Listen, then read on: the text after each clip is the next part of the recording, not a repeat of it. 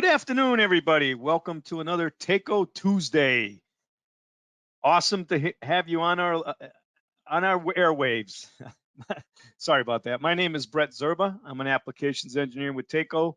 I recognize quite a few names on here from past webinars, so you guys have been, you folks have been putting up with us. Thank you for coming back. Today's presentation is on HVAC components of a hydronic cooling system. So we'll get started very, very shortly. So we need to go over a couple of the housekeeping items. If you could just wave your hand to make sure you can hear me and see Rich's screen. Let's see, do I see any hand waving? Anybody waving? Hello, hello, hello? Please, please. I don't see anybody hand waving. Oh, Sean did. Oh, thank you, Sean. And Shannon. Okay, good. That's always a good sign. As has been in the past, about 24 hours from now, you'll get an email, or you should get an email, and if you don't, let us know, with access to the recording of today's webinar, as well as access to a PDH certificate. And if it's acceptable in your state, feel free to use it for one of your professional engineering credits, our credits. Let's see, no handouts today, but Takeo, thermal appliance company, over 100 years old now, privately held, headquartered in Cranston, Rhode Island. Johnny White Jr. is the current owner of the company, and him and his staff, led by Cheryl Merchant, are doing a fantastic job through this pandemic. All of our hats are off to them. And Johnny and Cheryl both had a webinar with us recently, employees, and they both got vaccinated not too long ago. So good for them, to each his own, but good for them. And again, today's, ask questions. A lot of you folks have been on these webinars before, and the questions we get are fantastic. We get fantastic questions from you folks. So please keep that up. That really helps Rich and I, with our presentations. And as in the past, if we don't get to all of them, we will answer them offline as well. And hopefully you can see Rich drawing. He's getting bored of me talking, so he's already drawn a nice picture. My good friend is back in New England. Him and his wife and his puppy made the trip from Florida back to the Northeast, so he's back home in Massachusetts. And it's a nice rainy, cold day. So thanks for bringing that up with you, Rich. We appreciate that. Again, Brett Zerba, applications engineer with Takeo. Today's presenter is Rich Medairos. And you know what, Rich? I am done yapping. Take it away, my friend. Take it away. Well, thanks, Brett. Just to make sure, we had some technical difficulties. We apologize. Software, hardware, internet, but it all seems to be running well right now. So hopefully that's still the case, Brett. Does that look like you can see my screen? Yes, and you erased your smiley face already. I erased my smiley face. Okay, so just a quick introduction for those that haven't heard me speak before. My name is Rich Medairos. I'm one of the systems engineers here at Takeo, and I am a mechanical engineer, registered in a couple of states, so I am a PE. And I've been doing this for several years. I do specialize in the engineering design of HVAC systems. So today's topic is all about HVAC components of a hydronic cooling system. And without any further ado, as they say, let's go into today's topics. Bear with me 1 second, because I do have to press a couple of other buttons here. Oh, it worked. Brett, kind of give me it looks good type of thing periodically, because we're using some new hardware here, and I want to make sure that it is working. Okay. So what is a hydronic cooling system? Equipment that goes into a hydronic cooling system. How does everything fit together? Where does everything go? Proper location of equipment and questions. Okay, so let's get right into it. I like to put this up on the screen because we've had some issues where people have done some screenshots, and they have taken some material out of our presentation and tried to actually design systems using the screenshots. So we like to put in there, review and comply with all local and national codes before starting hydronic cooling system design. Just a disclaimer in there. So what is a hydronic cooling system? Well, very simply stated, a hydronic cooling system is a system that utilizes a hydronic fluid. I'm going to grab my pen here, which in our case today would be either water or water glycol. Actually, we're going to use just straight water for our discussions today to transport chilled water from its source, which in this case is an air-cooled chiller, and through a transmission system, conduit piping system, to terminal devices such as chill beams. That's what I've shown here as a chill beam. So that, in a very short definition, is what a hydronic cooling system is all about: transporting chilled water from its source to its destination. Okay. A little luck, we get back to our drawing tools. So what equipment that goes into a hydronic cooling system? And that includes our piping system, including valves and fittings. In our case today, it also includes chillers. They could be either air-cooled or water-cooled. It also includes pumps, expansion tanks, air and dirt separators, air handling units. We're going to focus a little bit on air handling units today. Also some terminal units and controls. And TACO offers the Clarity Cubed control system. We call it Clarity Cubed. I sometimes refer to it as Clarity 3, just to make it easier to read. So what's the first component of a hydronic cooling system? Well, that would be the piping system, including valves and fittings. And on the left side of the screen, I'm just pointing out a general category of metallic pipe, which in today's discussion is carbon steel pipe, but that could be stainless steel, could be copper, could be any number of metallic piping systems. And the fittings that go along with this piping system. Things like elbows, concentric reducers, eccentric reducers, T's, all kinds of fittings that's used to transport chilled water in our discussion today. And the second major category is plastic pipe. And today I've shown just some examples of Schedule 40 PVC pipe. And there are a whole myriad of different plastic products on the market today that can be used for chilled water systems. There's, what is it, PEX tubing was the other one that comes to mind all the time. So that is what we have for transporting our chilled water from its destination, from its source rather, to its destination. And then also we have a whole myriad of valves that can be used in these systems. That just gives you a general idea of the kinds of material that's used for piping systems. Okay. What about the other equipment?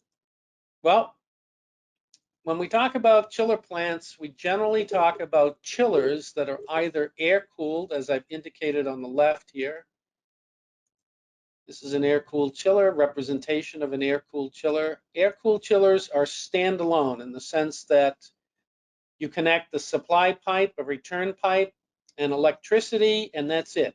That's all you need. The units are usually self-contained. They have their own control system, and usually they are designed to deliver chilled water at a certain temperature. And since they're air-cooled, they do not need to have any other piping connected to it, just the chilled water supply, a chilled water return, and they're all self-contained and packaged. The other major category are called water-cooled chillers. And a water-cooled chiller, as the name implies, has both chilled water. Let's say that this is the chilled water supply over here. This is the chilled water return. And since it's water-cooled, although you can't see it on this photograph, there would be a condenser water supply going into the chiller, and a condenser water leaving the chiller going to the cooling towers. So we have both air-cooled chillers and water-cooled chillers. Now, I do have another discussion I get into the details of chillers and their operation, but for today's discussion, we're going to just say that we have these two major categories of chillers. So before I go through some of the other equipment, Brett, do we have any questions out there? Nope, we're all set so far, and I can your screen's advancing, and I can hear you fine. Great, thanks for that input. Okay, so let's talk a little bit about pumps, which you find in a hydronic cooling system. The pump on the left of your screen here, this is called an end suction pump. This is probably the most popular pump that's used in our HVAC industry today. And this is called a base mounted. This is a Taco base mounted end suction. End suction comes from the name. The suction side of the pump is at the end here, and the discharge is 90 degrees. So that is an end suction pump. This is the suction side, and this is the discharge side. And they are 90 degrees from each other. So I can kind of make a 90-degree thing right there. And it is base mounted. There's the base. A base mounted pump means that the electric motor and its shaft is independent from the pump motor, the pump shaft. And underneath this covering right here is where the coupling resides. And since they are independent shafts, the motor has to be aligned to the pump shaft within 5/1000ths of an inch. And that's called an end suction pump, base mounted. Another style pump is called a vertical inline, Taco vertical inline. And as the name implies, the piping, let's say the suction side of the pump is actually over here on the right. There's the suction, and there's the discharge, and it's in line with the piping system. And the motor is mounted vertically. So the motor is mounted up and down like this, which is in the vertical direction, which is where the term vertical inline pump. So it's in line with the piping, and the motor and pump assembly are mounted vertically. Any questions about those two styles of pumps? Nope. We'll go to the next grouping of pumps. First, we need to get our pen back. There we go. Then the other two most popular pumps in our industry today are horizontal split case pumps. And as the name implies, there is a kind of think of a line going right through the horizontal portion of the pump right here, and that's where the upper part of the pump casing can be disconnected from the lower part. And if you'll notice the piping arrangement, let's say, I believe this is the suction is on this side this time. So there's the suction, there's the discharge. Typically for these pumps, by the way, the suction is a larger diameter than the discharge. So it's not exactly like a vertical inline. It is base mounted, and the electric motor shaft is independent from the pump shaft. There's the pump right there. And there is a guard over, and underneath that guard is where the coupling goes. And because it's split, pump casing is split along a horizontal line, that's where the term comes from, horizontal split case pump. And then the fourth most popular pump in the industry today is a vertical split case. And if I drew a vertical line kind of along here, you can see where all those bolts are, that the pump comes apart and moves the casing, and the part of the pump can be disconnected in this direction. The connections at the top, this is the suction side of the connection, and this is the discharge. And we refer to this model as a TC, which stands for top connection. TC stands for top connection. And these are very popular pumps in our industry today. Again, it's base mounted. The base is over here. The motor is independent from the pump. So the motor has its shaft and the pump has a shaft, and it's connected underneath this covering is where the coupling is located. I kind of draw a little round arrow there. So that's the other style pump. So those are the four most popular pumps. I'm not going to go into every pump that's available. There are other variations of these pumps, but these are the most popular that you find in a cooling system. Okay. We also have expansion tanks. And the expansion tanks fall into two major categories. We have expansion tanks that are for non-potable water. And that's this group of expansion tanks over here. These are called bladder style expansion tanks, and they're known as full acceptance, which means that the bladder can accept the full volume of the steel container. So if this steel container, I'm just going to make up a number here, say is 200 gallons, the bladder that's inside that expansion tank can also expand to 200 gallons. So if I kind of draw, we'll just make believe that this is a see-through tank, and my bladder would be connected in this case to the top of the tank, and it's a rubber bladder, kind of make a balloon out of it. So that's where it's connected to the piping system. So water would be inside the bladder, air would be on the outside of the bladder, and when this bladder can expand to the full volume of the steel container, we call that a full acceptance. And these style tanks over here on the left are for non-potable water. So basically, chilled water systems, hot water systems, those types of things. The pumps on the right, the expansion tanks on the right are very similar, except these are specifically designed for potable water systems. Now today we're not going to be talking about potable water, but I wanted you to be aware that Taco manufactures both non-potable tanks and potable water tanks. We also make them in this miniature size here. These are becoming very, very popular. We just introduced these not too long ago. And again, these are available as potable water tanks. And they meet the NSF requirements right there. Okay, what else is in a chilled water piping system? We also have air and dirt separators. So going from left to right,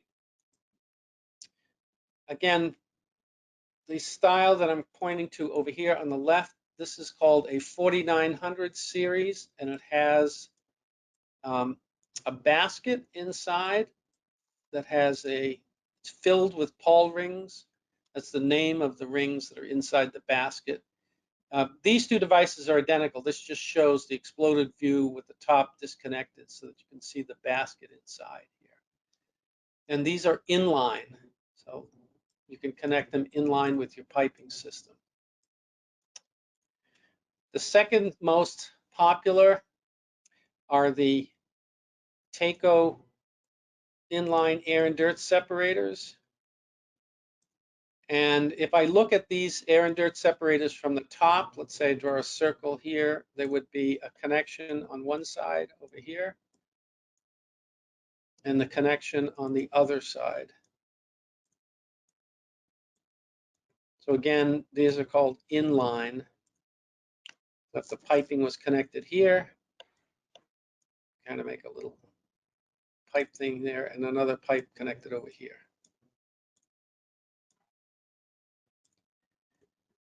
So these are two different styles of air and dirt separators, and the last style is called a tangential air and dirt separator. Again, if I draw a circle looking down from the top, you can see that the connections are tangent to one side of the air and dirt separator. Now, the way these guys work is that they require a very specific velocity in order to create a vortex. So the water circulates in kind of a cyclone, creating a vortex. So these are usually very effective for constant flow. I'll just put a CF here for constant flow. These guys with the inlines, these are for variable flow. VF, a variable flow. And the 4900 series over here, micro bubble air and dirt separators, these work for both constant flow and variable flow. Constant flow and variable flow.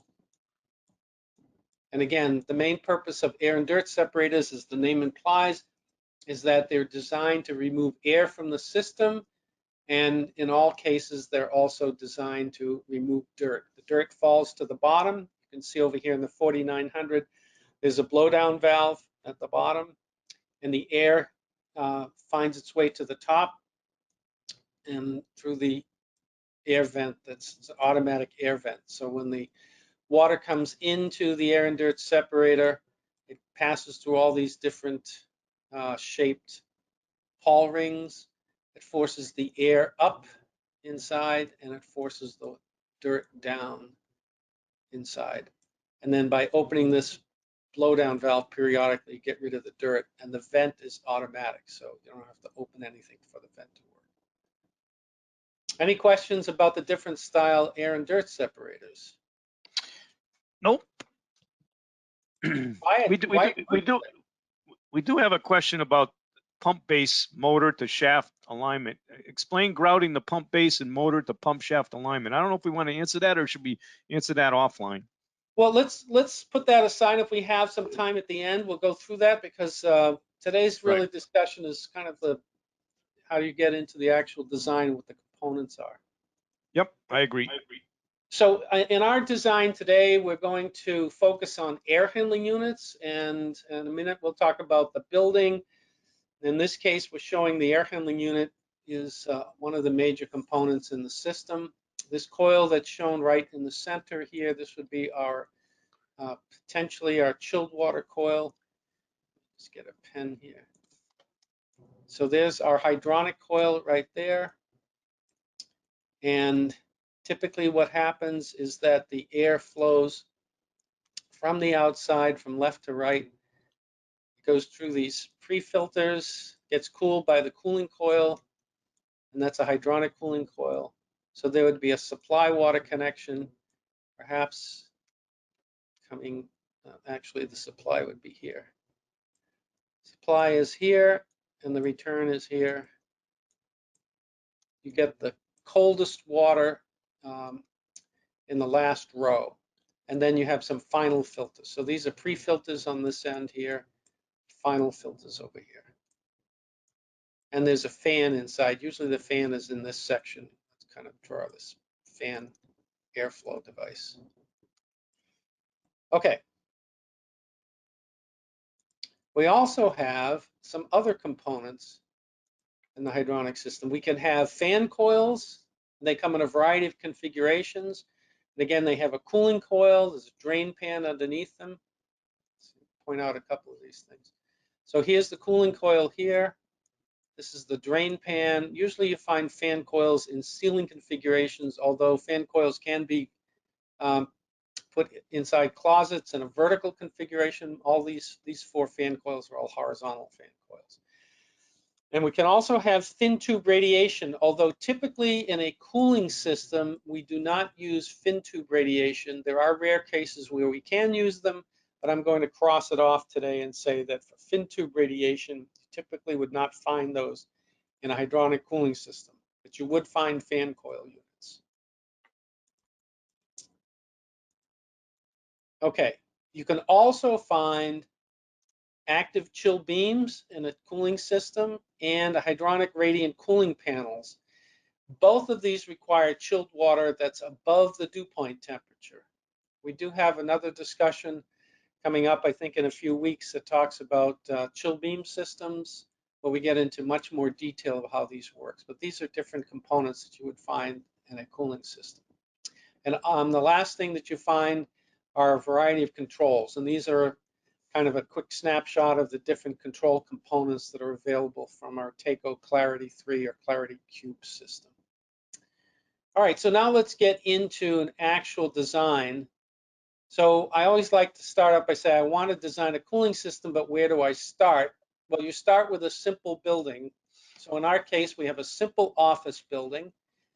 And we're going to pretend that this building is 500,000 square feet.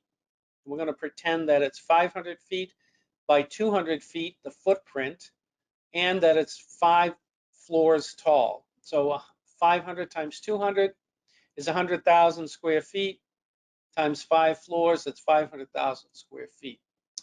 And we're going to assume that we have 4 air handling units per floor. It's a fairly common system arrangement. If the building is small enough in terms of its footprint, you could usually get away with 1 air handling unit, but this is a large footprint, so I'm going to have 4 air handling units per floor. 4 per floor. Okay, so how do I estimate the load? Well, again, my building size is 500,000 square feet. Now, here's where you get into the concept of your cooling system. The cooling load is estimated at 400 square foot per ton. That means if I take 500,000 square feet and divide it by 400 square foot per ton, that means my cooling load is estimated at 1,250 tons. I like to put this little asterisk over here to say that the actual cooling load should be based on a detailed cooling load calculation. We're using this 400 square foot per ton as an estimate for our cooling system design, but the actual load should be based on actual calculations. And this link that I have on the screen will take you directly to our software page, and you can download the Takeo Load tool for free, and you can use that to provide detailed heating and cooling load calculations. So that's how you find that out. But for today, we're just using an estimate of 400 square foot per ton, which means we need 1,250 tons. Okay, the next thing we need to decide is where we're going to locate our main chillers, our main mechanical plant for cooling plant design. We could locate it either at the top of the building, the middle of the building, or the bottom of the building. Now, depending on the circumstances that required, we could have it any one of these 3 locations. If you put the chiller plant at the top of the building, then you have to carry the weight of the chiller plant throughout the structure, and that may affect the cost of the structure of the building. And also, if it's sitting up, for example, in a penthouse, the chiller plant will generate a certain amount of noise and vibration. So extra caution, extra care rather, needs to be taken into consideration for chiller plants that are at the top of the building. I have designed buildings where the chiller plant is in the middle of the building. And there are pros and cons to putting it in the middle of the building. But again, you still have to deal with noise and vibration and structural cost. The other option is to put it at the bottom of the building. The nice thing about putting it at the bottom, the building, the imaginary building that we have in front of you, let's assume that's sitting as a slab on grade. If you're sitting on a slab, you do not have to carry the weight of the chiller plant throughout the structure of the building.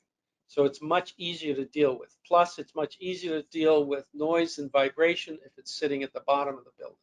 So I'm going to make a decision that for my cooling plant concept design, I'm going to have it at the bottom of the building. So put a big check mark there.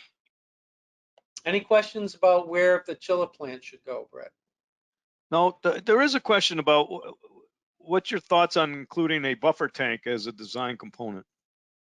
Well, many chiller manufacturers will require a minimum volume of fluid in your system. And let's say today we're talking about water. So a minimum volume of water. Sometimes they'll give you an exact amount, and other times they'll just simply tell you that they want for their chiller, they want to have somewhere between 3 to 5 gallons per ton. Now we just said that our building was 12,500 tons rather. Did I do my arithmetic correctly? I want to make sure I did. Usually no, do. 1,250. I'm sorry, 1,250 tons. So if the chiller manufacturer required, for example, 5 gallons per ton, then I'd multiply that 1,250 times 5. That means I'd need 6,250 gallons of volume of water in my system. So to size a buffer tank, you would typically take the volume of water that's in the piping system and subtract that from the total volume of water that the chiller manufacturer is asking for. And let's just make up a number. We said 1,250 tons times 5 gallons per ton was 6,250 gallons. And let's assume that the piping system had a volume of 3,000 gallons. I subtract that 3,000 gallons, and I would need a buffer tank of 3,250 gallons. So that's how you estimate your gallonage requirement. So you can use as a starting point 5 gallons per ton, but you should get the actual requirement from the actual chiller manufacturer that's being used in the system design. Usually 5 gallons per ton is pretty conservative. And it's good for estimating purposes, but always check to find out what the actual tonnage, the actual gallonage required by the chiller manufacturer. Hopefully Makes that sense. answers that question. Yep, makes sense. Okay, now we want to figure out where the cooling towers are going to go. Well, cooling towers, in our case, we said we're going to use a water-cooled chiller.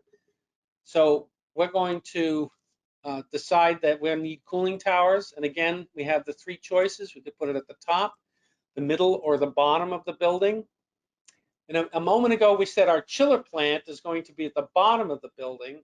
And if we put our cooling towers at the bottom of the building, we could potentially have a problem with net positive suction head available as compared to the net positive suction head required by the pump. The higher the cooling tower is above the center line of the pump, and in this case, we're talking about an open cell cooling tower. Open cell means the cooling tower is open to the atmosphere. So if you put it at the bottom of the building, you could have an NPSH issue, plus you have the vapor that exits the tower at the top.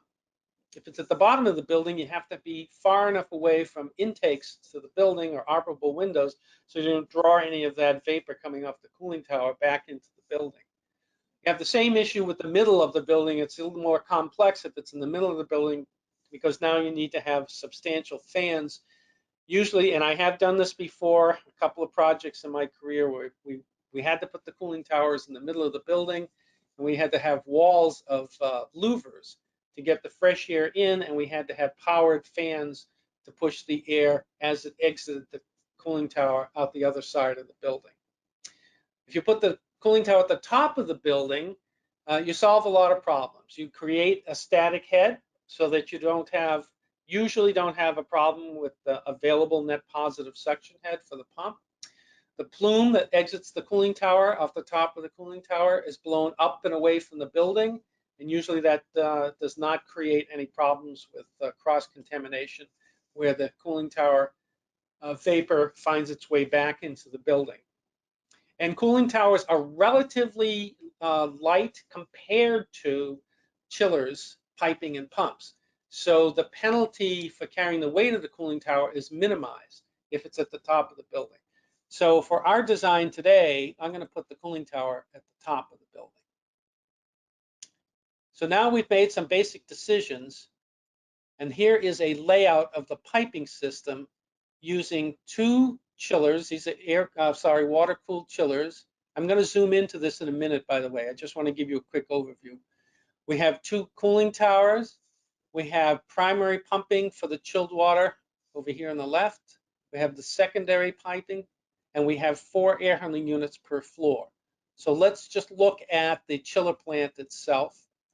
The chiller plant, again, has 2 chillers. Each chiller is sized for 50% of the load. In our case, that's 625 tons each. We have the cooling towers are sized for 50% of the load. And we have 2 cooling tower pumps that are in parallel with each other. And we have 2 primary chilled water pumps that are dedicated to each one of the 2 chillers. We also have a separation. Let me just label this here. This is the primary side of the chilled water system. And here is the hydraulic separator. We're going to zoom in on this in a minute. And this is the secondary side of the chilled water system. And over here on the right side of the chiller this entire system, including the piping, the cooling towers, the pumping, this is all the condenser water system, COND. And then way over here on the right, these are the secondary chilled water pumps. So that's part of the secondary system. Secondary system is on the left side of the hydraulic separator, is the hydraulic separator. Primary pumps are on the right side, and these are the condenser water pumps in the middle. And we also have our expansion tank, which we talked about earlier, and our air and dirt separator. This particular system is using a 12-degree delta T. We have a 42-degree supply water temperature and a 54-degree return water temperature. So our delta T on the chilled water side is equal to 12 degrees Fahrenheit. 12 degrees Fahrenheit. On our condenser water side, this is the condenser water side, we're using a delta T of 10 degrees Fahrenheit. So the delta T in the condenser water side is approximately equal to 10 degrees. And the flow for the condenser water side is a nominal capacity of 3 GPM per ton. So if we have 625 tons for each of the cooling towers, 625 times 3 is approximately 1875. Now the software that I use rounds it off to a little bit higher. There it is right there, approximately 1875. It's shown as 1885, but that's at 3 GPM per ton. 3 GPM per ton. Now on the chilled water side, the condenser water side is 3 GPM per ton. And on the chilled water side, because I'm using a 12-degree delta T, it's approximately, I'll use the approximate wiggle sign here, approximately the delta T on the chilled water side is approximately 2 GPM per ton, 2 GPM per ton at a 12-degree delta T. 12-degree delta T translates into 2 GPM per ton. Okay, any questions about where these temperatures came from? No, but we do have a couple of good questions that I might bring up right now. How about why did you include a hydraulic separator in your cooling system? That's a great question. Well, I wanted a primary secondary loop. And as I indicated before, the P over here shows the piping for the primary loop. And the rest of the system is on the secondary side. That's where the S is. I could have done what is known as a field engineered hydraulic separator or a bridge, but I chose an engineered product. So these are hydraulic separators that Taco manufactures. They're specifically designed for the flow on the primary and secondary side. They take all the guesswork out of how to design a bridge in the field. So that's a pre-engineered device. Takes all the guesswork out. Excellent. Does that answer that question? Yep, great answer. Why put the control valves on the inlet instead of the exit of the equipment? Are you talking about the specifically the cooling towers? Yeah. And the chillers? Yep. Okay, so in this case, these are not, well, they're isolation valves, they're automatic isolation valves, meaning they're only open and closed. Their main purpose is to shut the flow off to the tower or the chiller.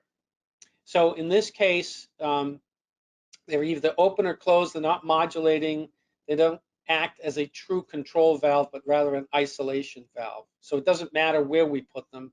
In this case, we happen to put them on the return side of the chiller and on the supply side of the cooling tower. More questions, Brett? Yeah, we have a good one here. What is more efficient, higher delta T or higher GPM? That's a great question. I would refer to the chiller manufacturer to determine which is the best combination for the highest efficiency or the best, let's use another term, the lowest kW per ton.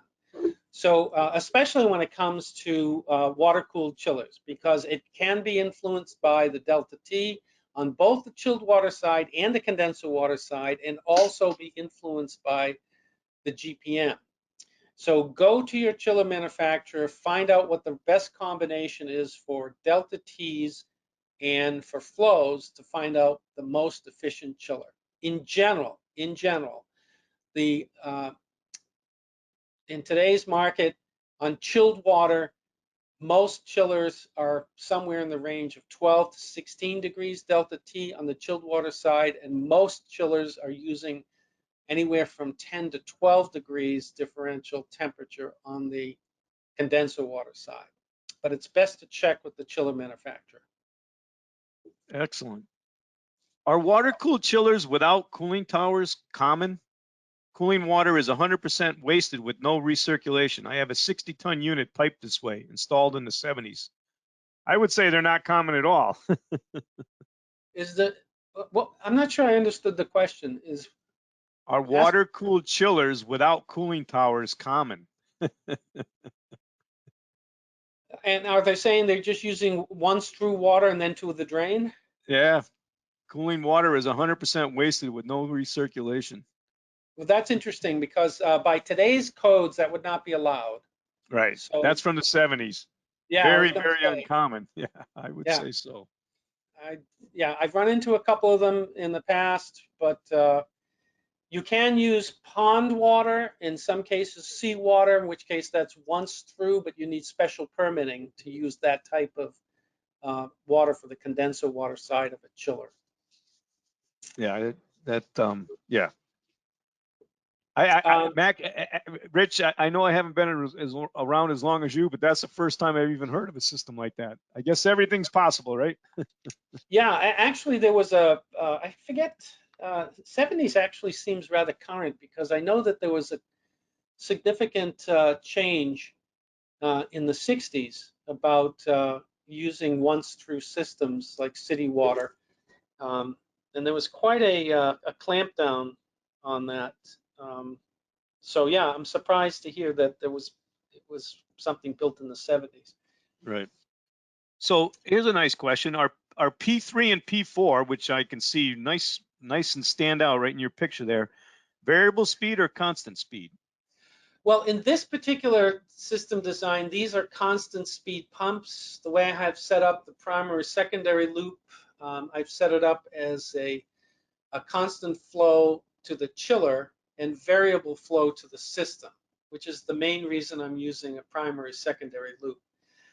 Now, in a lot of new designs, they're not using a primary secondary loop. They're simply using a primary loop, and they're using variable primary flow. But in this particular arrangement, the design that I've chosen to demonstrate today, this is a constant flow to the chillers and a primary secondary loop.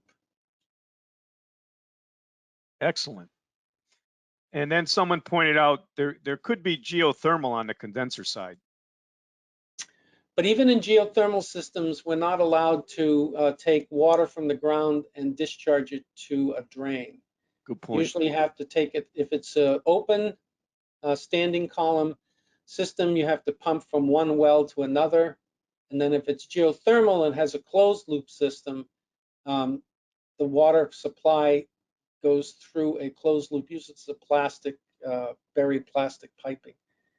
It could also be a closed well where you drill vertical wells and put plastic piping in the vertical wells. So there's a variety of different configurations for geothermal systems for condenser water. Anything else, Brett? Well, let's see if someone's mentioning water side economizer, and so that's a little more detail, I guess. Actually, let's put something in here. A water side economizer uses a plate and frame heat exchanger, and generally speaking, this is not an absolute, so don't quote me on this. I can put a plate and frame here, and under the right conditions, I can take condenser water in the wintertime off my condenser water cooling tower, and I can go to a plate and frame heat exchanger. And let's just make a little squiggly line here for my plate and frame heat exchanger, and then I can connect that back. So under the right conditions, my cooling tower can make water temperature in the wintertime at around 40, let's say it makes around 45 degrees Fahrenheit, just to pick a reference number. And then I have a return water temperature of, say, 12 degrees, actually 10 degrees. So I'd come back here at around 55 degrees Fahrenheit. And then on my other side, if I had about a 3-degree approach, I could have water coming in here and exiting. So this is the water from the cooling tower in the wintertime. And then the water entering the plate and frame heat exchanger here, leaving here. And if I had a 3-degree approach, I could make 48-degree chilled water in the wintertime. 48 degrees Fahrenheit. And then Pretty perhaps good. I would come back here at 12 degrees, which would be about 60 degrees Fahrenheit. Because the reason is because almost every building still needs some chill capabilities, even in the winter.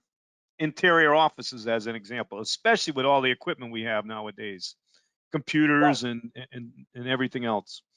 And for the most part, let's assume that we're in the Northeast to make it simple. For the most part, we do not have to do any dehumidification in the wintertime because the air is so dry and the building is dry. And so we don't have to have 42-degree water in the wintertime, which is why we can live with 48 degrees in the wintertime, because essentially we're doing all sensible cooling in the wintertime and we're not doing any dehumidification. So this would be a plate and frame, P and F. This is, again, just for discussion purposes, plate and frame. There are other code issues that we have to take into consideration as the placement and the control and all that stuff. But yes, we can use that, would be typically called free cooling.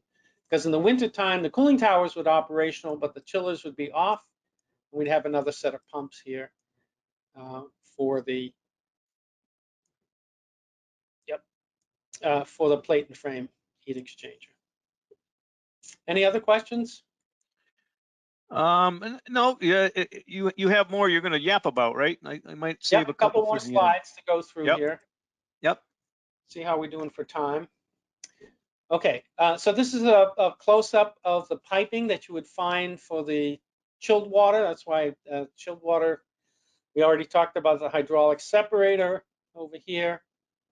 The other thing I'd like to point out is that for this is our simple office building, So each pump is sized for 50% of the load, all right?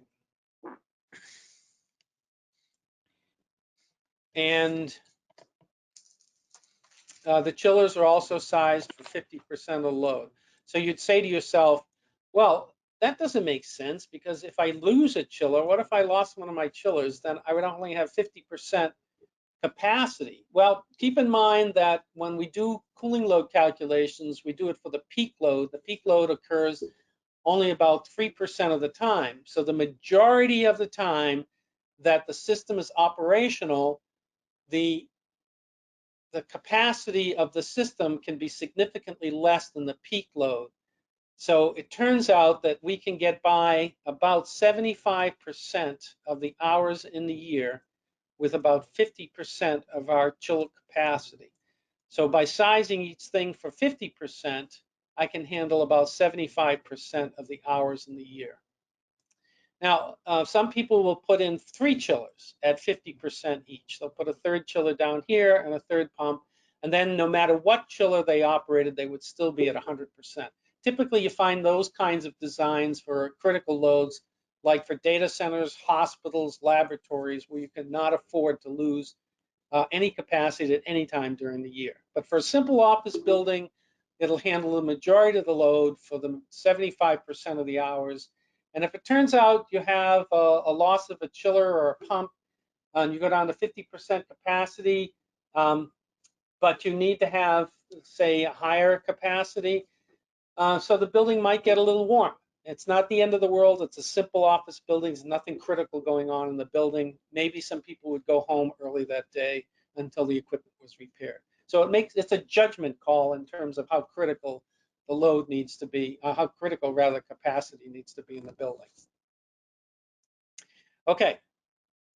Now that's on the chilled water side. Let's zoom in on the, on the condenser water side.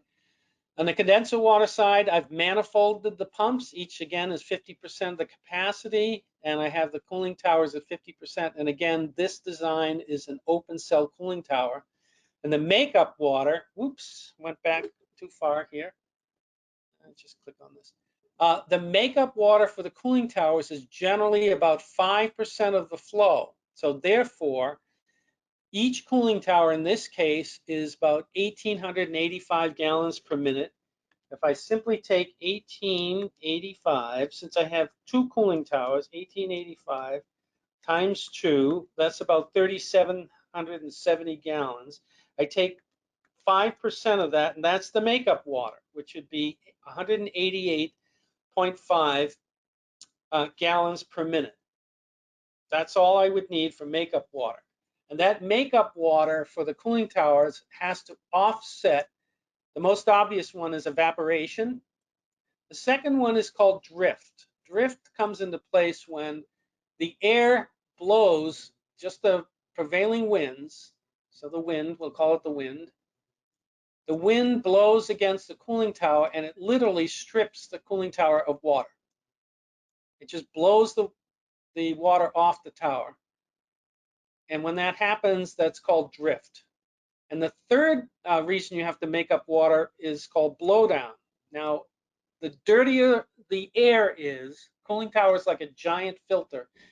It will suck all the dirt out of the air, especially as we approach the pollen season. I think we're just starting to get into pollen season. Is that correct, Brett? Gets really heavy in another few weeks. Yeah, it's already pretty heavy, but it's coming even more soon up here in the Northeast. Yeah, so an open cell cooling tower, you can imagine the pollen gets trapped in the water in the tower, and that falls to the basin of the tower, and it starts to build up sludge.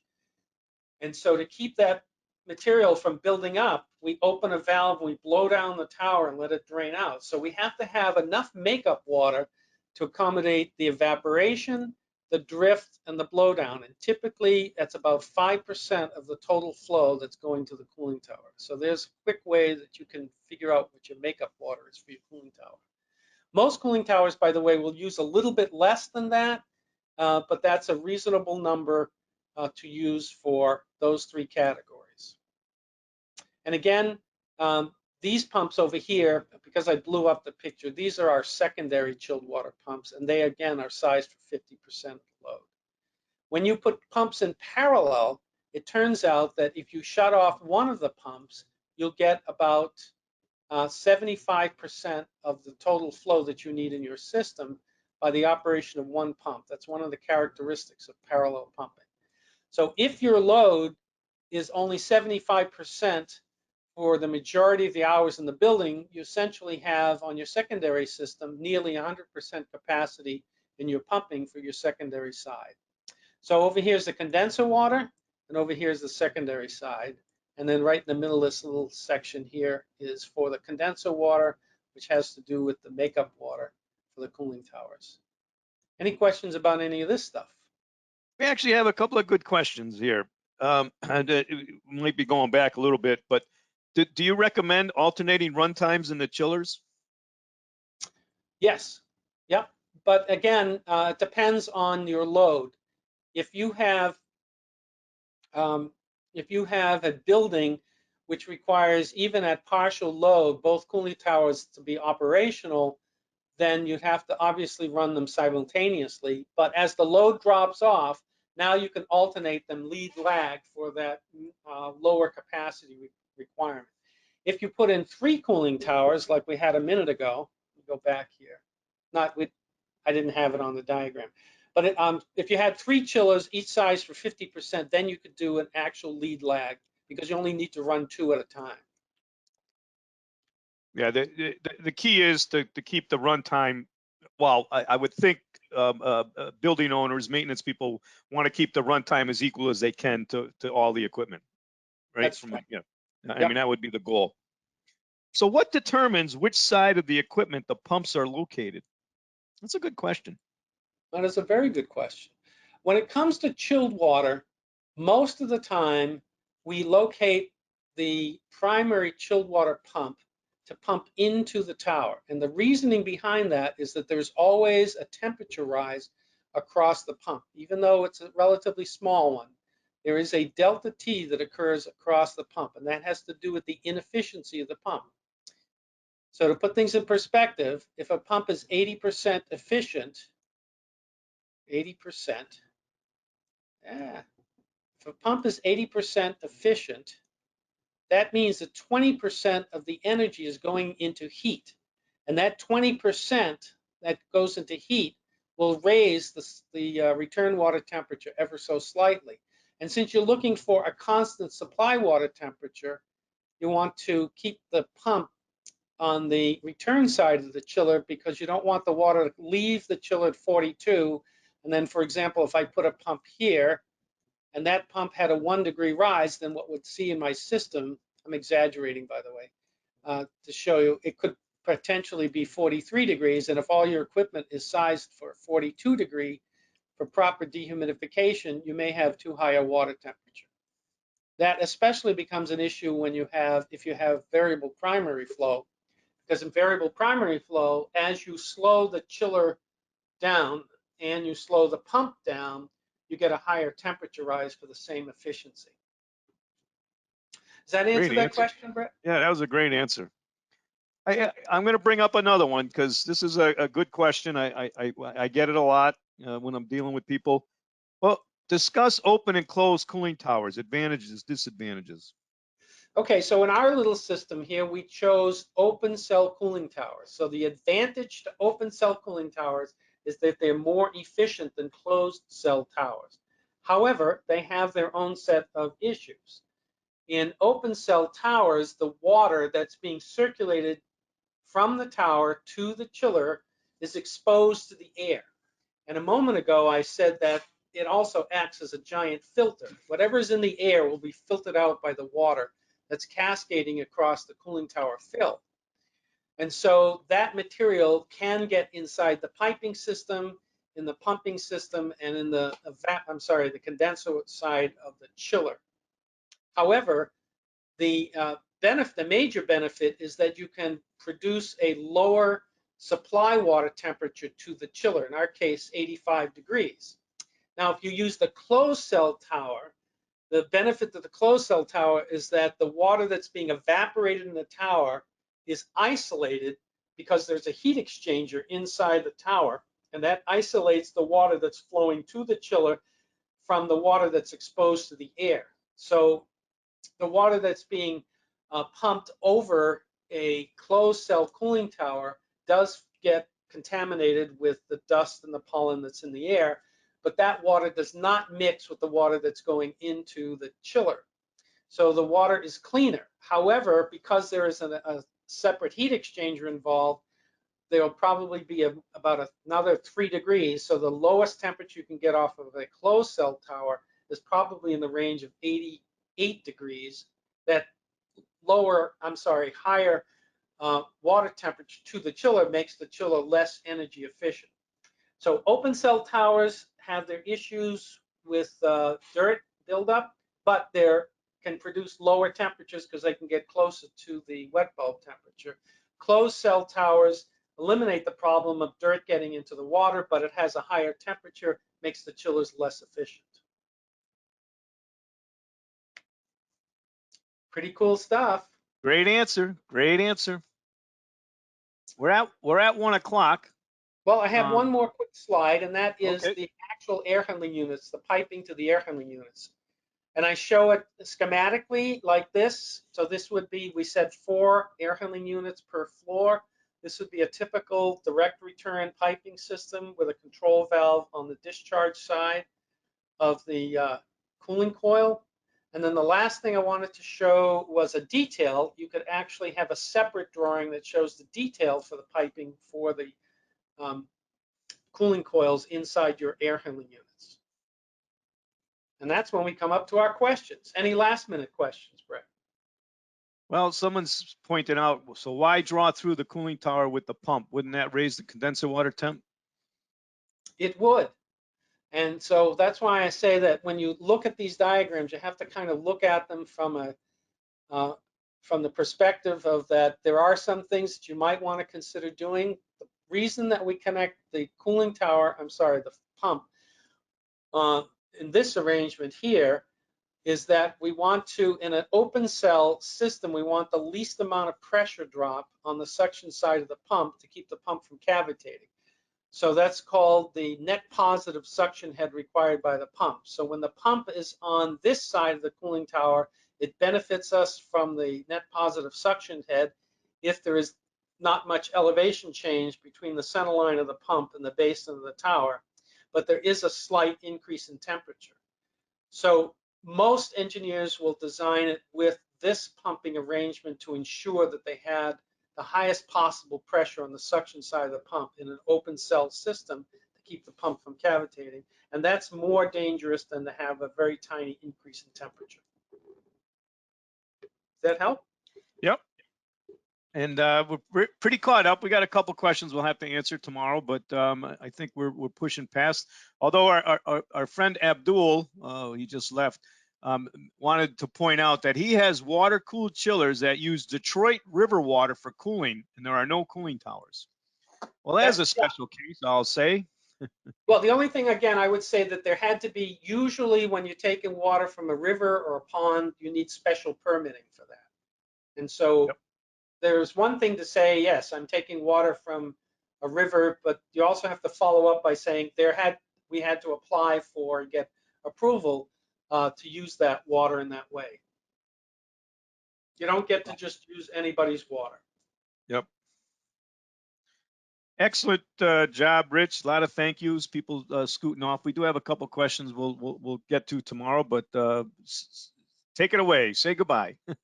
Well, goodbye, everyone. Thank you so much for listening to today's Takeo Tuesday on cooling plant design. And Brett, why don't you take it away and say a few last words, and then we'll let it go. Thanks, Rich. Great job as usual. Thank you, everybody, for your attention and questions. We had a nice turnout today, close to 200 people. So thank you, and we will get some more answers out as we can tomorrow, especially to my good friend Kelly up in Maine. We'll make sure we get her answers. But other than that, take care, everybody. Stay safe. Look for your email tomorrow, and see you in a couple weeks. We'll be talking about expansion tanks and air and dirt separators. Bye, all.